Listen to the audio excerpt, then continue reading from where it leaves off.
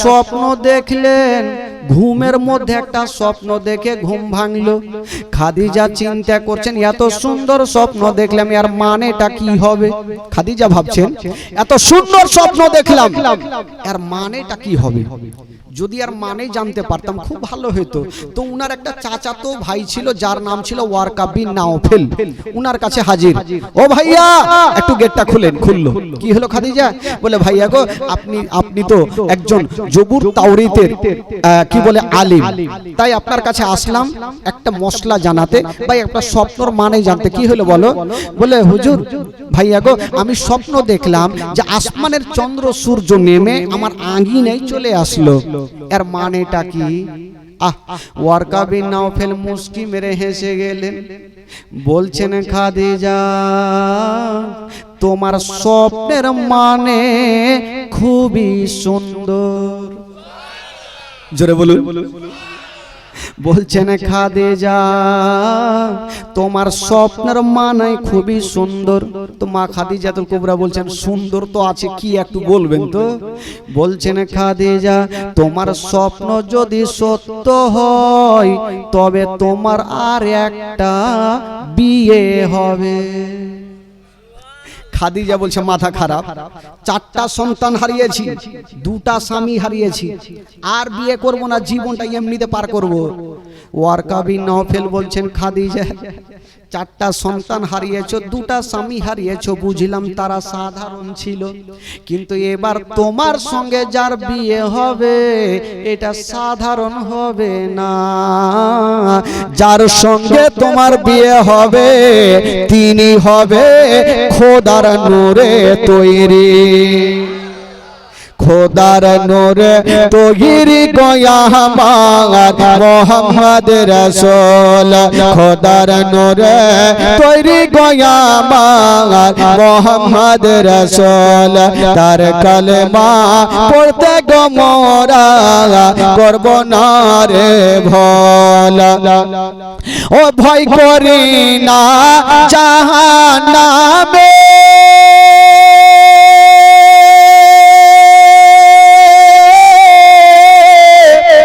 আগুন ডরাই নবীর নামে রে,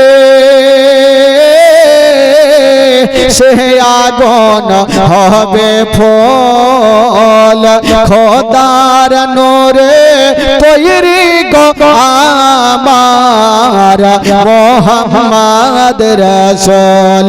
তার কলেমা পড়তে গো মোরা করব না রে ভোল, ও নবী আমার পাকা কান্ডারে,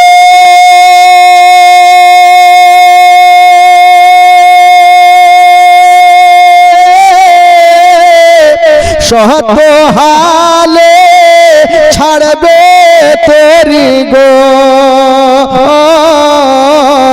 রইব সুখে আদার গরে, হবে না নেকের সমতল, খোদার নূরে তৈরি গো আমার মোহাম্মদ রাসূল। তার কলেমা পড়তে গো মোরা করব না রে ভোল, ও চারিয়া দেশে নামাজ পড়ে,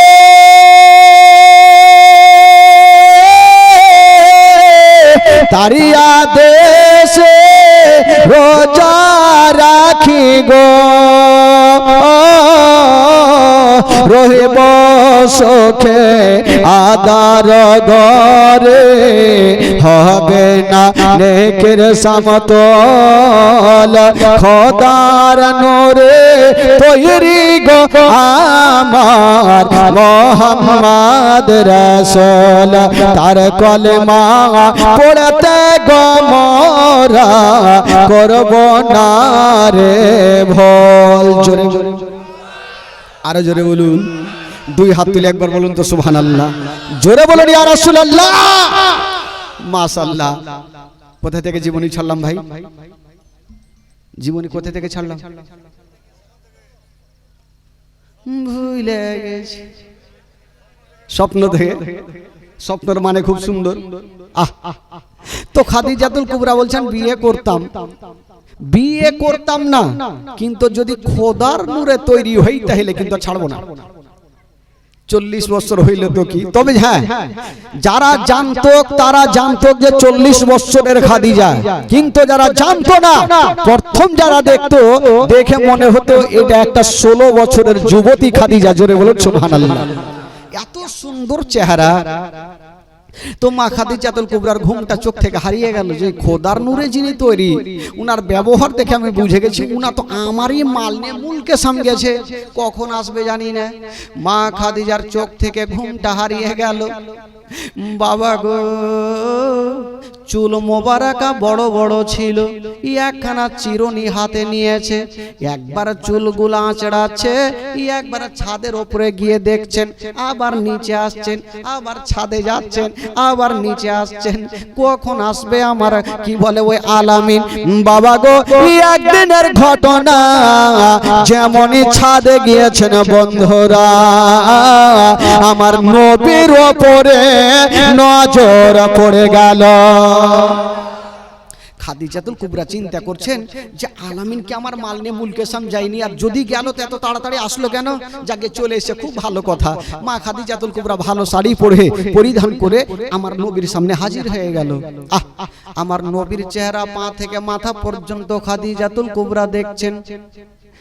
আর দুটা মেয়েকে ডাকলেন, দুটা মেয়েকে বলছেন ওরে নাফিস, ওরে খাজিমা বল বল তোমরা কি এই আলামিনকে নিয়ে মুলকে সামজাওনি? ওই দুইটা মেয়ে বলছেন ওগো খাদিজা আমার মালিকিনী, এমন কোন ছেলেকে পাঠিয়েছো? এটা সাধারণ ছেলে নয়, এটাই হলো শেষ জামানার নবী।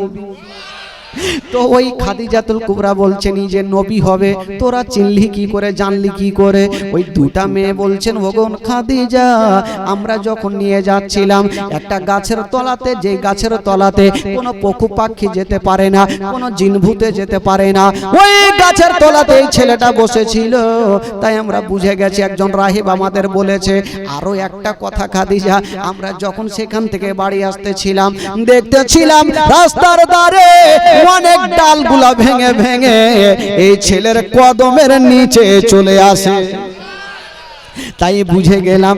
ওই খাদিজাতুল কুবরা বলছেন ওরে খাজিমা, তোমরা এত দূর যাওয়ার পর তোমরা চিনতে পেরেছো নবী আছে, আর আমি বাড়িতে বসে বুঝে গেছি এটাই হলো শেষ জামানার নবী।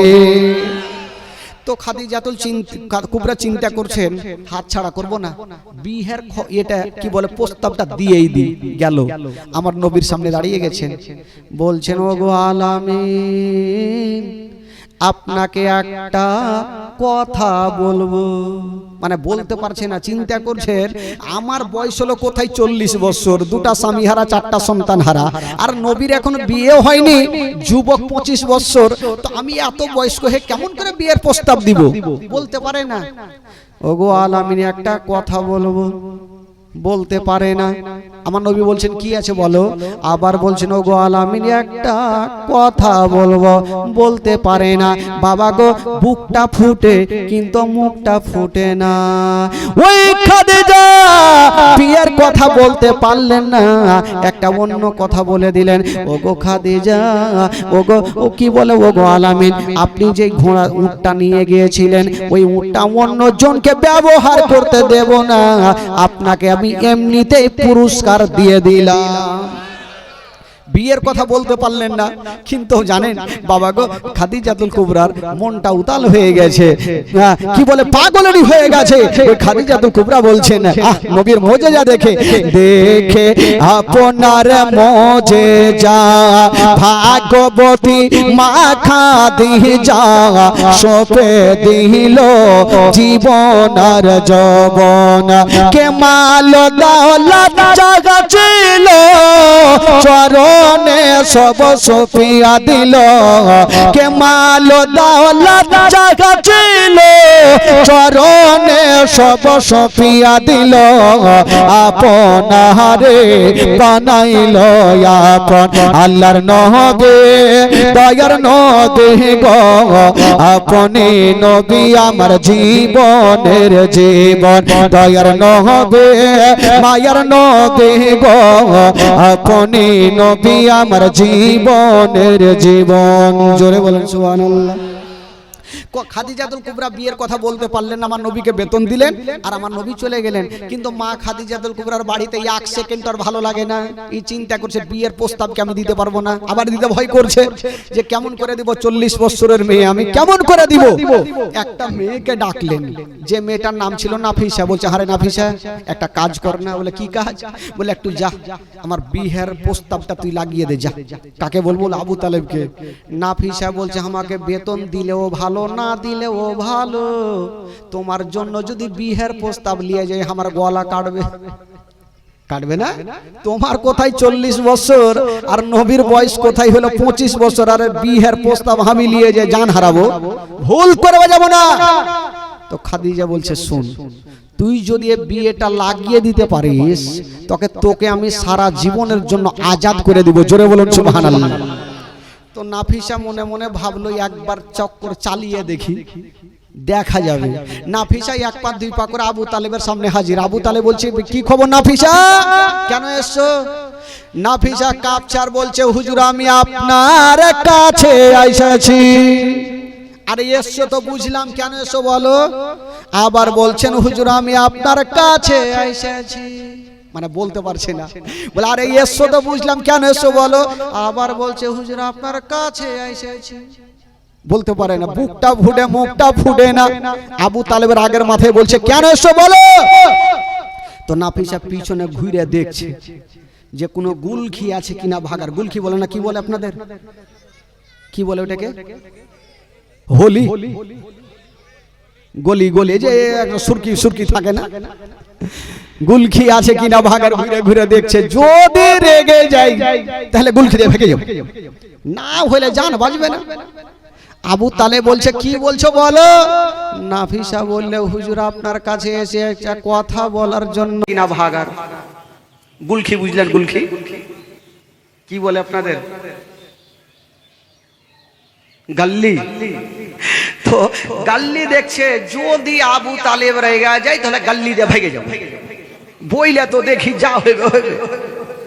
নাফিসা বলছেন হুজুর গো। নাফিসা ফের মাথায় হাত দিছে, কহবো কি কহবো, যদি বইলে দি যদি তার বাড়ি কথা না শুনে তার বাড়ি ছেড়েই যাই তাহলে তো চলে গেল।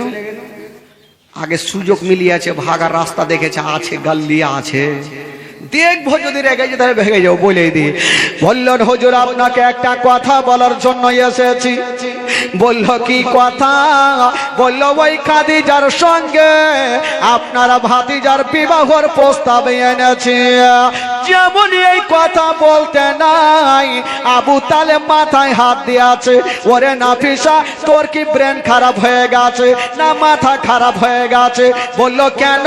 বলল এত মালিকিনী খাদিজা, এত মাল সম্পত্তির মালিকিনী খাদিজা আমার গরিব ভাতিজাকে বিয়ে করবে, এটা আমার বিশ্বাস হয় না। নাফিসা বাড়কা নিঃশ্বাস নিয়েছে, জান তো বাঁচলো। আবু তালেব বলছে নাফিসা তুই তো মিথ্যা বলিস না, সত্য বলছিস তো? বলে হুজুর সত্য না হইলে আমি আসি, সত্যই বলছি। আবু তালেব বলল দেখো নাফিসা তুমি বিয়ের প্রস্তাব দিয়েছো ঠিক আছে, তবে আমার ভাইরা তো আরো আছে, একটু তাদেরকে জেনে নি, তারা যদি রাজি হয় তবে আমিও রাজি। ঠিক আছে বাবা গো। আবু তালেব সবাইকে জানিয়ে দিল, প্রত্যেকটা ভাই যেন রাজি হয়ে গেল। যেমনই রাজি হয়ে যাবা বাবা গো, আমার নবীর বয়স হলো 25 বছর আর খাদিজাতুল কুবরার বয়স হলো 40 বছর। দুটা স্বামী হারা, চারটা সন্তান হারা মা, ওই খাদিজাতুল কুবরার সঙ্গে আমার নবী মুস্তাফার বিবাহ হয়ে গেল। 25 বছর বয়সে চারটা সন্তান হারা মা, দুটা স্বামী হারা ওই খাদিজাতুল কুবরার সঙ্গে আমার নবীর বিয়ে হইল। আর যেমনই বিয়ে হওয়া গোটা মক্কা নগরের মেয়েরা মনটা খারাপ করে বসে আছে। খাদিজার দিকে তাকিয়েও দেখে না, হারে এই খাদিজা কাজ কাম পেল না, যার বাড়ি নাই গাড়ি নাই কিছু নাই ধন দৌলত কিছুই নাই, ওই গরিবের সঙ্গে বিবাহ করলো।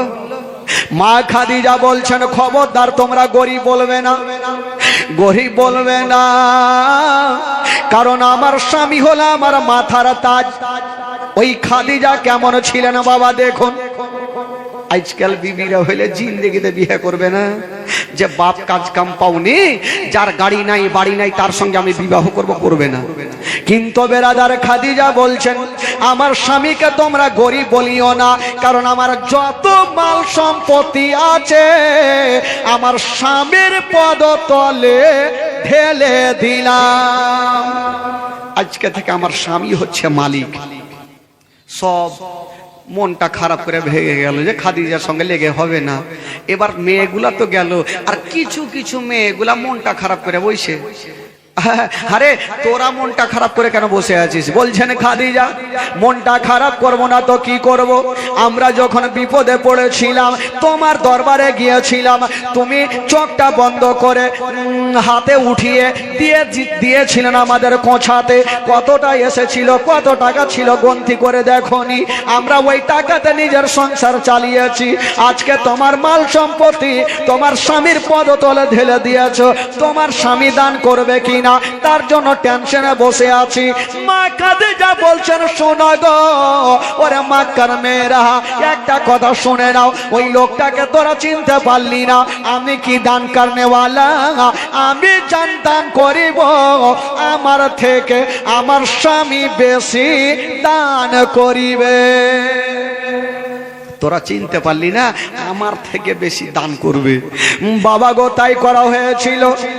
যত মালগুলা ছিল আমার নবী দান করতে আরম্ভ করেছেন। বাবা এত দান করেছিল, এত দান করেছিল, বাড়িতে খাওয়ার মতো কিছুই ছিল না। বাবা গো ও গো আমার মা বোনেরা শিক্ষা করুন, মা কিছু শিক্ষা নিয়ে জানা। মা খাদিজাতুল কুবরার এত মাল সম্পত্তি ছিল, কিন্তু নূরজাহানের বাদশা আমার নবী মুস্তাফা এত দান করেছিলেন বাবা, যে বাড়িতে কি খাবে সেটাও কোনো খাবার ছিল না। আমার নবী বলছেন খাদিজা আচ্ছা বলো খাদিজা বাড়িতে কোনো খাবার আছে কিনা? খাদিজাতুল কুবরা বলছেন নবী গো আপনি এত দান করেছেন, এত দান করেছেন, আপনাকে দেওয়ার মতো কিছুই নাই। আমার নবী বলছেন খাদিজা আছে তাও আলহামদুলিল্লাহ, না আছে তাও আলহামদুলিল্লাহ। আমার নবী মুস্তাফা বাবা গো না খেয়ে বেরিয়ে গেল, যেমন না খেয়ে বেরিয়ে গেছে। হাইরে মা খাদিজা আমার নবীকে এত ভালোবেসেছিল, বাবা গো বাড়িতে ঘুমটা হারিয়ে গেল, আমার স্বামী খেতে চাইলো, আমি প্রথম বিবি খাদিজা দিতে পারলাম না, মনটা খারাপ করে মা খাদিজা বাবা জঙ্গলের দিকে বেরিয়ে গেল। আমার স্বামী খাবার চাইলো, আমি দিতে পারলাম না, কাঁদতে কাঁদতে জঙ্গলের দিকে বেরিয়ে গেল। যেমনই জঙ্গলের দিকে যাওয়া, বাবা গো গোটা জঙ্গলে খাদিজা দৌড়াদৌড়ি করছে না। হঠাৎ করে একটা গাছে একটা ফল দেখতে পেল। খাদিজা ভাবছেন আল্লাহ আমি ফলটা নিয়ে যাব, আমার স্বামীকে দেব। যেমনই বাবা গো ওই ফলটা পড়তে যাবে, মা খাদিজাতুল কুবরার বাবা গো নরম হাতখানা একটু কাঁটাতে আঁচড়ে গেল, রক্ত ঝরতে লাগলো। ওই খাদিজাতুল কুবরা রক্তকে রক্ত মনে করলেন না। বাবা গো ওই অবস্থায় ফলটাকে সুন্দর করে ধুয়ে বাবা গো টুকরো করে আমার নবীর সামনে হাজির হয়ে গেল। বলছেন নবী গো ও আমার মাথার তাজ, এই যে আপনার জন্য ফলটা এনেছি, আমার নবী মুস্তাফা যেমনই ফলটা নিতে যাবেন বাবা, দেখছেন খাদিজাতুল কুবরার হাত দিয়ে রক্ত। বলছেন খাদিজা বলো তোমার হাতে রক্ত কেন? বলো। বলছেন স্বামী গো, ও গো আমার মাথার তাজা, আপনার জন্য ফল পড়তে গিয়া আমার হাতে কাঁটা লেগে গেছে। তবে ইয়া রাসূলুল্লাহ, আমি কাঁটাকে কাঁটা মনে করলাম না, আমি আপনাকে ভেবে এই কথা যেমনই বলতে নাই আমার নবীর জবান থেকে বেরিয়ে গেল। আমার নবী বলছেন খাদিজা, আজকে তুমি আমাকে এত ভালোবাসো, তোমাকে একটা কথা বলে দিলাম ও খাদিজা, আজকে তুমি স্বামীর হকটা আদায় করে নিয়েছো। ও বিবি খাদিজা, যাও যাও, আমি নবী তোমাকে বলে দিলাম তোমার জন্য জাহান্নামের আগুন হারাম হয়ে গেল। জোরে বলুন। আমার নবী বলছেন খাদিজা তোমার জন্য জাহান্নামের আগুন হারাম হয়ে গেল। তো আমার নবীর জবান থেকে যেটা বের হবে সেটা হবে কি হবে না ভাই? জোরে বলুন। আমাদের কথা মিথ্যা হবে, আমার নবীর কথা মিথ্যা হতে পারে না, যেই বলবে সেটাই হবে। মা খাদিজাতুল কুবরা আমার নবীকে নিয়ে চলে আসলেন বাবা, ঘর সংসার হতে লাগলো। এই করে করে করে করে আমার নবীর বয়স হতে চললো। বয়স 1-2 করতে করতে করতে করতে আমার নবীর বয়স হয়ে গেল বাবা 40 বছর। জোরে বলুন সুবহানাল্লাহ। 40 বছর যখন যাওয়া আমার নবীর প্রতি বাবা গো আস্তে আস্তে করে এই কি বলে 25 বছরের পরে কোরআনে পাক নাজিল হতে শুরু করে আজকে 40 বছর বয়সে আমার নবী ইসলাম প্রচার শুরু করবেন। সুবহানাল্লাহ। তবে ভাই একটা কথা, মা খাদিজাতুল কুবরা স্বামীকে কতটা ভালোবেসেছিলেন। আজকাল স্বামী স্ত্রীতেই এমন নাই যে ঝগড়া হয় না, প্রত্যেকের বাড়িতে মারামারি কাটাকাটি হইতেই থাকে, প্রত্যেকের বাড়িতে ঝামেলা হয়। কিন্তু মা খাদিজাতুল কুবরা কি করতেন জানেন? যখন নবী পাক বাড়ি আসতেন তো খাদিজাতুল কুবরা রাত্রে ঘুমাতেন না, কি করতেন? ওই দরওয়াজাতে কানটা লাগিয়ে দাঁড়িয়ে থাকতেন যে নবী একই ডাক মারলেই আমি যেন দরওয়াজা খুলে দিতে পারি, আমার স্বামী যেন কষ্ট না পায়। জোরে বলুন সুবহানাল্লাহ। আর আজকাল আপনি যান না কোথাও থেকে আসেন, বিবিকে 2-4টা হাঁক না মারলে ওর ঘুম ভাঙবে না। ই ডাকছে ডাকুক গা, স্বামীর মর্ম কি সেটা বিবিরা বুঝলো না। মাগো স্বামীর পদতলে হচ্ছে জান্নাত, স্বামীকে কষ্ট দেবেন জান্নাতি হবেন না খালা, স্বামীকে ভালোবাসতে হবে। মা খাদিজাতুল কুবরা শিক্ষা দিয়ে গেছেন যে আমি যতটা ভালোবেসেছি ততটা তোমরাও ভালোবাসো। হে বেরাদার বন্ধুগণ বাবাজি, আমার নবীর যখন বয়স 40 বছর হইল বাবা গো, আচ্ছা বলুন তো সর্বপ্রথম বড়দের মধ্যে ছেলেদের মধ্যে আমার নবীর কলমা কে পড়েছিল? জোরে বলুন। আর মেয়েদের মধ্যে সর্বপ্রথম কে পড়েছিল? মা খাদিজাতুল কুবরা। আর গোলামদের মধ্যে সর্বপ্রথম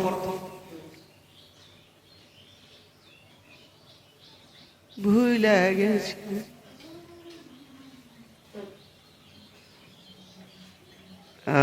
গোলামদের মধ্যে ওইটা হইল। জীবনী শুনে শুনে তো শুনে শুনে শব্দ মুখস্থ আছে, এগুলা ভুলছেন কেন? গোলামদের মধ্যে সর্বপ্রথম কলমা পড়েছিলেন হযরতে যায়েদ রাদিয়াল্লাহু তাআলা আনহু।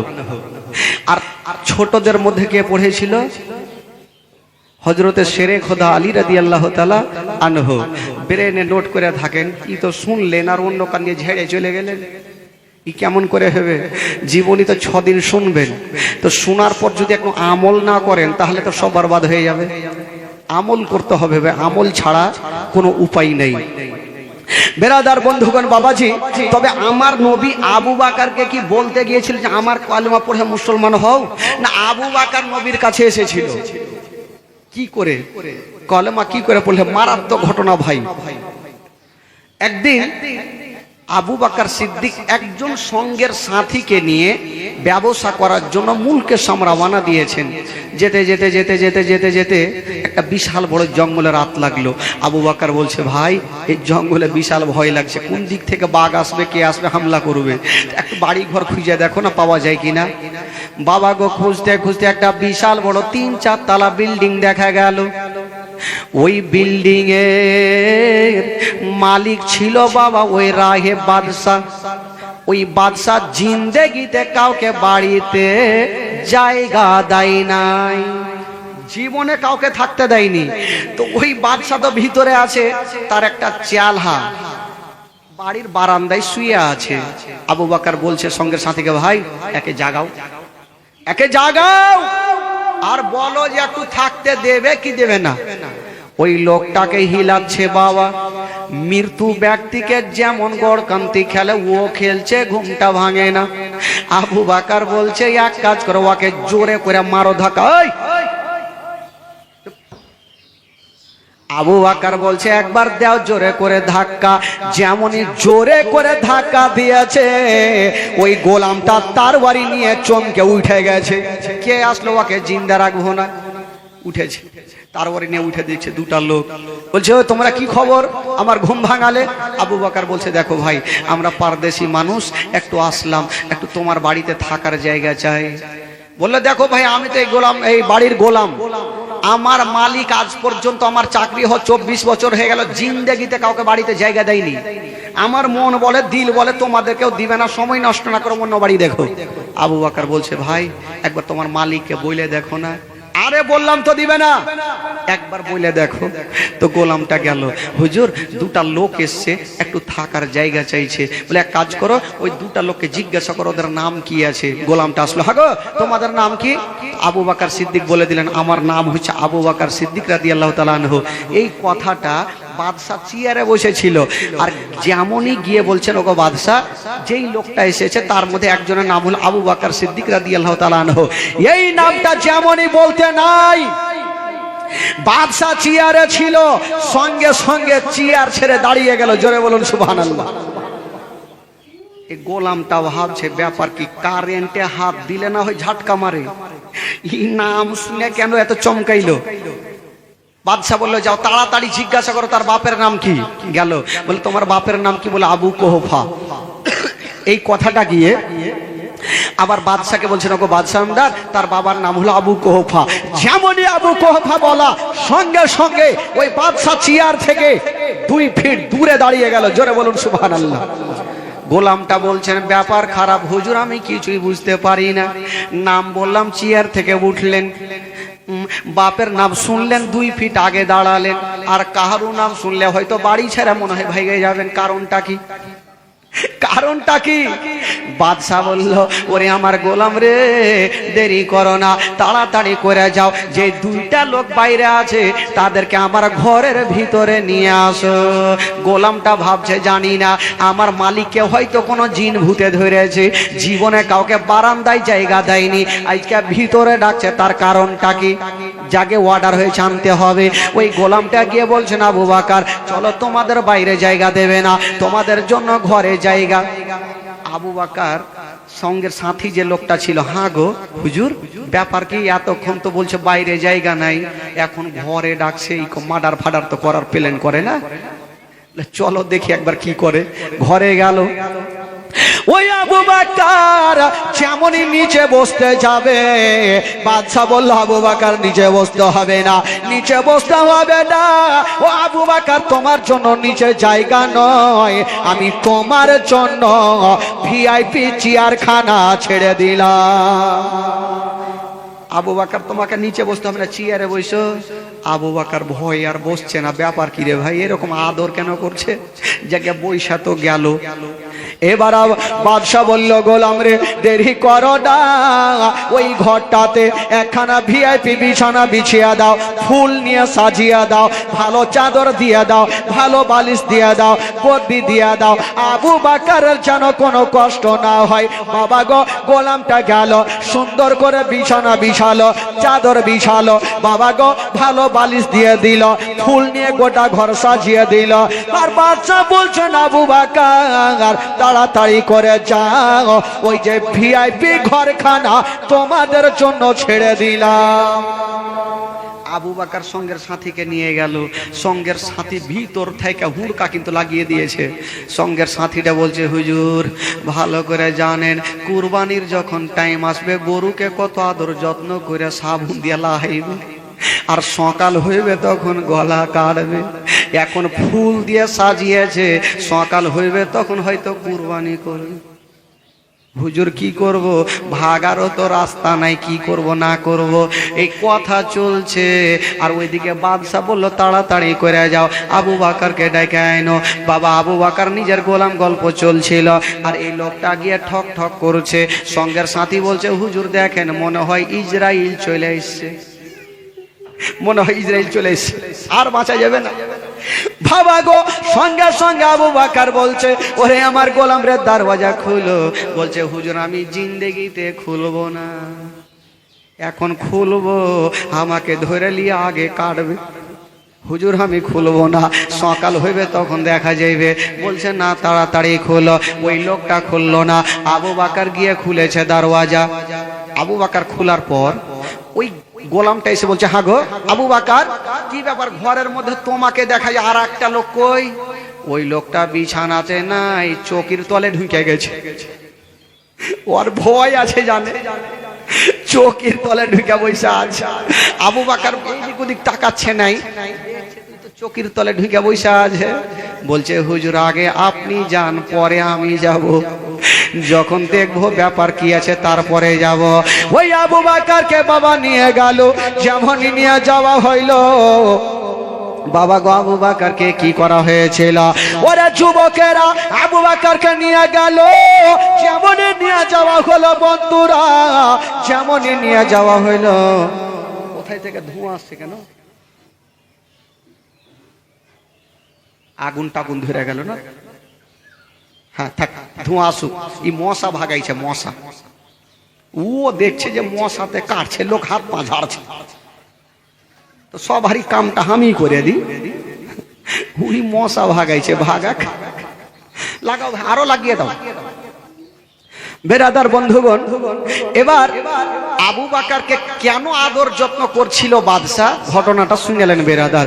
বেরাদার বন্ধুগণ, বাবা যে আমার শোনন মা, আবু বাকার সিদ্দিককে বাবা বাইরে নিয়ে গেল। বাবা গো ওই ভিআইপি যেন চেয়ারে বসিয়ে দিল। যেমনই বসিয়েছেন বন্ধুরা, ওই রাহেব একখানা পুরানা কেতাব বার করে নিল। ওই বাদশা আলমারি খুলে পুরানা কেতাব বার করে নিল। একটা করে পাতা উল্টাচ্ছেন, আর আমার নবীর চেহারা কি বলে আবু বাকার চেহারার দিকে দেখছেন। একটা করে পাতা উল্টাচ্ছেন, আবু বাকার মাথার দিকে দেখছেন। একটা করে পাতা উল্টাচ্ছেন, আবু বাকার পায়ের দিকে দেখছেন। আবু বাকার বলছেন ওগো বাদশাহ, একটা একটা করে পাতা উল্টাচ্ছ, আমার চেহারার দিকে দেখছো, একটা করে পাতা উল্টাচ্ছ, আমার চোখের দিকে দেখছো, এর কারণটা কিছু আমি বুঝতে পারি না। আর কারণ কিছু বুঝা যায় না।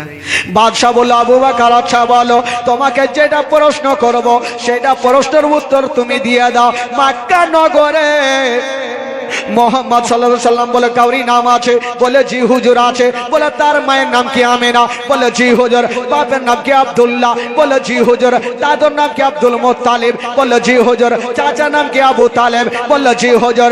বলছেন আবু বাকার শুনো, এই যে আমাদের ধর্মের কিতাবে লেখা আছে, যার নাম হবে মোহাম্মদ, মায়ের নাম হবে আমেনা, বাপের নাম আব্দুল্লাহ, চাচার নাম আবু তালেব, দাদুর নাম আব্দুল মুত্তালিব। উনার যখন 40 বছর বয়স হবে তখন ইসলাম প্রচার করবে। আর যে যখন ইসলাম প্রচার শুরু করবে, সর্বপ্রথম যেই লোকটা কালেমা পড়বে তার নাম হবে আবু বাকার। যেই লোকটা কলমা পড়বে তার নাম আবু বাকার। এই যে আমাদের ধর্মের কিতাবে লেখা আছে। আবু বাকার দেরি করো না, তাড়াতাড়ি যাও। আবু বাকার ভাবছে, রাহেব যখন বলে একবার যাই, যেতে যেতে যেতে যেতে একটা রাস্তাতে রাত লাগলো। একটা কালো কম্বল গায়ে দিয়ে একটা গাছের তলাতে শুয়ে গেল। বাবা গো শুয়ে গেল, হঠাৎ করে একটা স্বপ্ন দেখলো, আকাশ থেকে একখানা নূরের টুকরা চাদরের মধ্যে ঢুকলো। বাবা গো এই স্বপ্নটা থেকে ঘুম ভাঙলো, আর দেরি না করে চলে গেলেন নবীর বাড়িতে গেল। নবীকে বাড়িতে পাওয়া গেল না। আমার নবী মোস্তাফা কোথায় ছিলেন? বাবা পাহাড়ের ওপরে দাঁড়িয়ে ছিলেন। আবু বাকার যাচ্ছেন আমার নবীর দিকে। আমার নবী বলছেন আবু বাকার এসো এসো, চলে এসো, আমি তোমারই জন্য অপেক্ষা করছিলাম। আবু বাকার কাছাকাছি হলো, বলছেন ইয়া রাসূলুল্লাহ কি খবর? বলছে আবু বাকার এবার তুমি কলমা পড়ে মুসলমান হয়ে যাও। আবু বাকার বলছে হুজুর পড়ার জন্য তো এসেছি, তবে একটা কিছু কিছু মুজিজাগুলা দেখান না। বলছে আমি তোমাকে কি দেখাবো, পা থেকে মাথা পর্যন্ত ওই খানকার রাহেব তোমাকে সব বলে দিয়েছে, আমাকে কেন জিজ্ঞাসা করো? তোমাকে তো সব বলেছে। আবু বকর কাঁপতে আরম্ভ করেছে, ব্যাপার কি? রাহেব আমাকে এত কথা বললো, জালনা দরওয়াজা বন্ধ। এই নবী মক্কাতে বসে জানলো কি করে ইনি হবে শেষ জামানার নবী? আবু বকর বলছে এবার কলমা পড়ো। বলে হুজুর একটা বলেছেন আর একটা কিছু দেখান, তাহলে কলমা পড়বো। বলে ঠিক আছে, তবে তোমাকে বলে দিই আবু বকর, তুমি রাহেবের কাছে আস্তে আস্তে রাস্তাতে তোমার রাত্রি লেগেছিল, তুমি কালো কম্বল গায়ে দিয়ে গাছের তলাতে শুয়েছিলে। বলে জি হুজুর, একটা স্বপ্ন দেখেছিলে, একখানা নূরের টুকরা তোমার চাদরের মধ্যে ঢুকেছিল। বলে জি হুজুর। বাবা গো, এই কথা বলতে না রাহেব আবু বকর কাঁপতে আরম্ভ করেছেন। আল্লাহ গো, ওইটা রাহেব বলে, আল্লাহওয়ালা বলে, এটা কেউ বলেনি, আমি জানি, আমার মন জানে। সত্যি আমি দেখলাম আকাশ থেকে একখানা টুকরা আমার চাদরের মধ্যে ঢুকে গেল। এটা খবর জানলো কি করে? ইনি হলো শেষ জামানার নবী। ইয়া রাসূলুল্লাহ, আমি আর আবু জাহলের কথা শুনবো না, উতবা সাইবার কথা শুনবো না, কি বলে আবু লাহাবের কথা শুনবো না। নবী গো, আমাকে কালেমা পড়াইয়া মুসলমান বানিয়ে দেন। আমার নবী মুস্তাফা সঙ্গে সঙ্গে ওই আবু বকরকে কালেমা পড়াইয়া দিলেন। লা ইলাহা ইল্লাল্লাহ, জোরে লা ইলাহা ইল্লাল্লাহ, লা ইলাহা ইল্লাল্লাহ, লা ইলাহা ইল্লাল্লাহ, লা ইলাহা ইল্লাল্লাহ, মুহাম্মাদুর রাসূলুল্লাহ সাল্লাল্লাহু আলাইহি ওয়াসাল্লাম। জোরে বলুন সুবহানাল্লাহ। গোটা মাজমা হাত তুলে বলুন সুবহানাল্লাহ। আপনাদের ঘুম লাগছে বাপ? চোখটা খুলে রাখেন, আজকে জীবনী শোনাবো 3টা পর্যন্ত। বসতে পারবেন? 3টা পর্যন্ত বসবেন, নাহলে ফজরের আজান দিয়েই যাব নাকি? আসসালাতু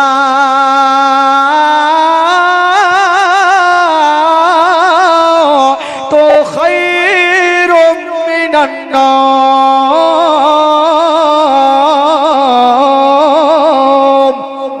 জোরে বলুন সুবহানাল্লাহ। এই আজান দিব তাহলে যাব নাকি? আচ্ছা, আজান দেওয়ার পর যারা যারা নামাজ পড়বেন একটু হাত তুলেন তো। আগে মা আগে, তার মানে বুঝা গেল নামাজ কেউ ফজরের পড়বেন না। তাহলে আর যাই, আগে হাত তুলে কসম খান যে ফজরের নামাজ পড়বো, তাহলে 3টা কেন 4টা ঠেকাবো? আমার 3 ঘন্টা না 7 ঘন্টা জীবনী বলে অভ্যেস আছে ভাই। তো প্রত্যেক দিন জীবনী প্রোগ্রাম থাকার কারণে হয়তো 2 ঘন্টা 2.5 ঘন্টা করে বলতে হয়, কারণ গলাটা বাঁচিয়ে রাখতে হয়। এখান থেকে শেষ করব। উত্তর লক্ষ্মীপুরে আপনার প্যান্ডেল সাজাতে শুরু করেছে, বারবার ফোন করছে প্যান্ডেল রেডি, ওখানে 5 দিন হবে।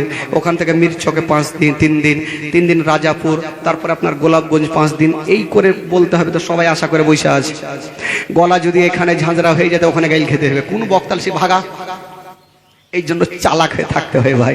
এমনি বললাম 3টা পর্যন্ত, বাপ জন্মে বলবো না। হ্যাঁ, হাফের নামাজ যদি পড়েন তো বলে দেবো। বেরাদার ইসলাম বন্ধু করে বাবাজি, নামাজের কথা বললে কেউ হাত তুলবে না, ভালো কথা বললে হাত তুলবে না। যদি বলা যে এখানে 2-4 হাজার টাকা কাকে দিব, একটু হাত তুলেন তো। বাপরে, আর বলার দরকার পড়বে তার আগে 2-4টা হাত তুলে বসে থাকবে। একটা লোক জীবনে কিছু জানে না ভাই, তো ওর স্ত্রীটা, ওর বিবি খুব একটা নামাজি, আর মা বোনদের মধ্যে একটু নামাজিটা বেশি থাকে, এরা কানজুস। তো মা বোনের মধ্যে নামাজি বেশি থাকে। ওই মেয়েটা ভাবলো, হাই রে, আমার স্বামীতে জিন্দেগিতে কিছু জানলে না, তো এক কাজ করবো, আমার স্বামীকে এমন একটা মুন্সিজিকে ডাকবো, ডেকে একটু ভালো করে বাড়িতে আদর যত্ন করে যেন লেখাপড়া করি, একটু শিক্ষা দেয়। তো এইদিকে ওর বিবি গেল একটা মাওলানা খুঁজতে। আপনার ধরেন যে ফারাক্কা থেকে একটা মুন্সিজিকে বলছে, মুন্সিজি আমার স্বামীকে প্রাইভেট পড়াতে হবে, কত বেতন? বলে 10,000। মুন্সিজি ভাবছে, বাপরে 10,000 ছাড়ি জীবনে ই চলে আসবে, বলে কালকে সকাল থেকে আসবো। তো এইদিকে বিবি ভাবছে সুন্দর কোরআনে পাক কে মা আম্মা পারা পড়বে, তো আমার আইগিনা বলে না, কি বলে ওটা, কি বলে ওটাকে বাড়ির বাইরে যেটা থাকে, আগড়াম, আগিনা বলে না, ওই আগিনাটা সুন্দর করে মানে যতখানিতে জায়নামাজ বিছানো যাবে অতটা সুন্দর করে মাপ করে লেপেছে আর জায়নামাজটা ওখানে বিছিয়েছে। আর বললো, স্বামী গো মুন্সিজি আসছে তো আপনি পড়েন, আর আমি একটু পানি নিয়ে আসছি কলসিতে। ই বিবি পানি আনতে গেল আর মুন্সিজি হাজির। তো মুন্সিজি বসেছে, দেখছে সুন্দর করে জায়নামাজ বিছা আছে, ওকে বসিয়েছে সামনে, ও বসিয়েছে। বলছে, এই শোন, আমি তোকে যেমন যেমন পড়াবো তেমন তেমন তোকে পড়তে হবে। যে ঠিক আছে পড়াও। ই শুরু করেছে আলেফ, ও বলছে আলিফ, এ বলছে বে, ও বলছে বে, ও বলছে তে, ও বলছে তে। এ মিমটা বলতে গিয়ে একটু তোতলা হয়ে গেছে। ই মুন্সিজি বলছে, এরকম তোতলা হয়ে পড়লে হবে না। ইও চট করে বলছে, এরকম তোতলা বললে হবে না। মুন্সিজি বলছে, মারবো এক চড়, আমার মুখ ভাসলাইছ। ইও চট করে বলছে, মারবো এক চড়, মুখ ভাসলাইছ। ই আগে বলেছে, আমি যেমন কহবো তুমিও কহিবা। এই মুন্সিজির সুগার প্রেসার উঠে গেল, উঠিয়ে গালে এক চড়। ই আর সহ্য করতে না পারে, ভাবছে আমাকে মারতে হবে। ই ওই এক চড় লেগে আলো মারামারি। ভাই গোটা একদিনেতে লড়া লড়ি চলছে, এটা ভাঙছে ওইটা ভাঙছে। ওর বিবি ওইদিকে পানি নিয়ে এসছে, আসার পর মাথায় হাত দিয়েছে, আল্লাহ আমি যদি জানতাম পড়াই এত বড় হইবে তো একটু আইগিনা না লেপে গোটা আইগিনাটা লেপে দিতু। ওয়ার থেকে ও আরো মোটা বুঝতে। তো এরকম হইল ভাই, পড়বে তাহলে না হাত তুলবে। হ্যাঁ, আমার মা বোনেরা নামাজ পড়লে আপনাদেরকে পড়াবে। এ খালা আপনারা মা স্বামীদেরকে বলবেন নামাজ পড়ে, না হলে ভাত খাইতে দিবেন না, দারওয়াজা লাগিয়ে বসে থাকবেন। বেরাদারান ইসলাম বন্ধুগণ, বাবাজি আমার, এবার আবু বকর সিদ্দিক আমার নবীর কলেমা পড়ে মুসলমান হইল। আমার আল্লাহ বলছেন, নবী গো আর চুপে চুপে নয়, এবার ডাইরেক্ট তুমি ইসলামের দাওয়াত দাও। আহ দুঃখের বায়ান, একটু চোখের পানি ফেলতে হবে ভাই। ডাইরেক্ট ইসলামের দাওয়াত দাও। আমার নবী পাক একটা মক্কা নগরে পাহাড় ছিল, উঁচু পাহাড়, ওই পাহাড়ে উঠে আমার নবী একটা ডাক মারলেন। আর যেমনই ডাক মারলেন সবাই এসে হাজির। এইভাবে যেমন বসে থাকে এইভাবে সবাই হাজির। আবু জেহেল, আবু লাহাব, উতবা সাইবা সবাই বসে আছে। আমার নবী পাহাড়ের উপরে দাঁড়িয়ে, কেউ কোনো কথা বলে না। ভাবছে আজকে আলামিন কি বলবে আমাদের, আমার নবী কেন ডাকলেন।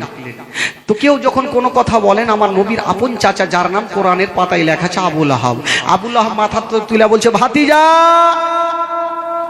আমাদের কি বাড়িতে কাজ কাম নাই, তুমি কেন ডেকেছো বসিয়ে থাকার জন্য? আমার নবী বলছে, না চাচা আজকে একটা কথা বলবো। বলে বলো। বলে চাচা আচ্ছা বলেন, আমি আপনাদের কোনোদিন মিথ্যা কথা বলেছি? সবাই হাত তুলে দেখাচ্ছে, তুমি কোনোদিন মিথ্যা কথা বলেনি। আচ্ছা চাচা আমি যদি বলি যে পাহাড়ের উপরে দাঁড়িয়েছি তার পিছনে একটা দল শত্রু আপনাদের সঙ্গে মারামারি করতে চাই, এই কথা বলে আপনারা মানবেন? সবাই একই বললো, হ্যাঁ বাবা তুমি যাই বলে মানবো তাই মানবো। আমার নবী দেখছেন আমাকে এত মানা মানে, তবে আমি কলমার দাওয়াতটা দিয়ে দিই।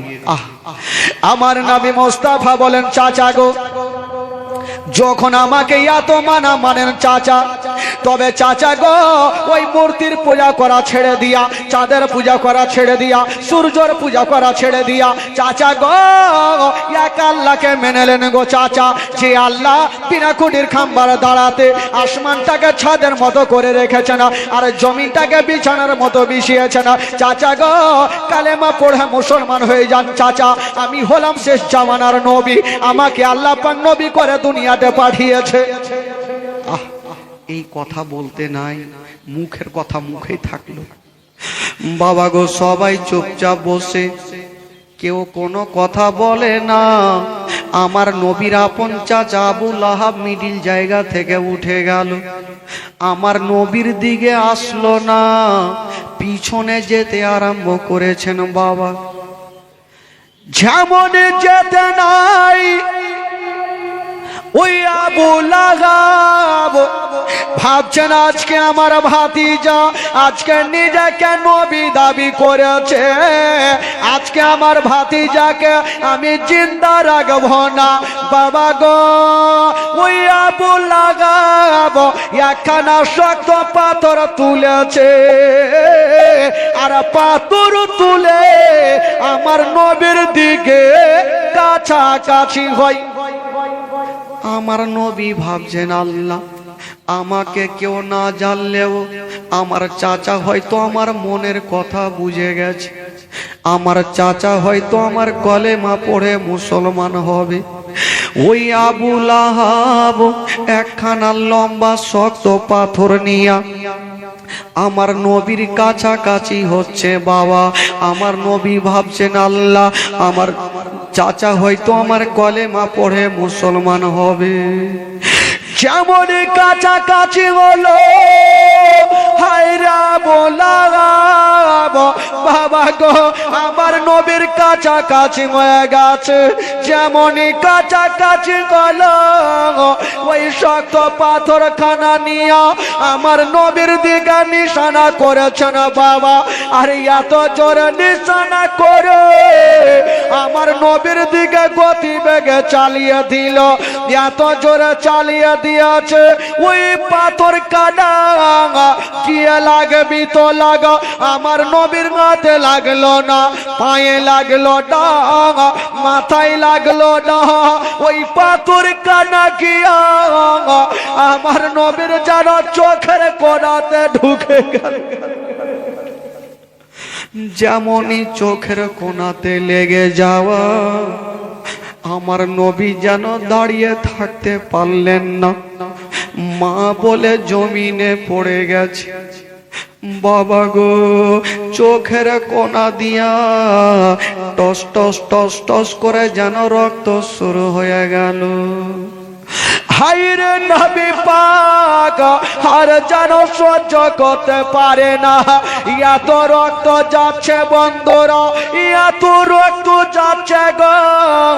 আমার নবী মুস্তাফা ওই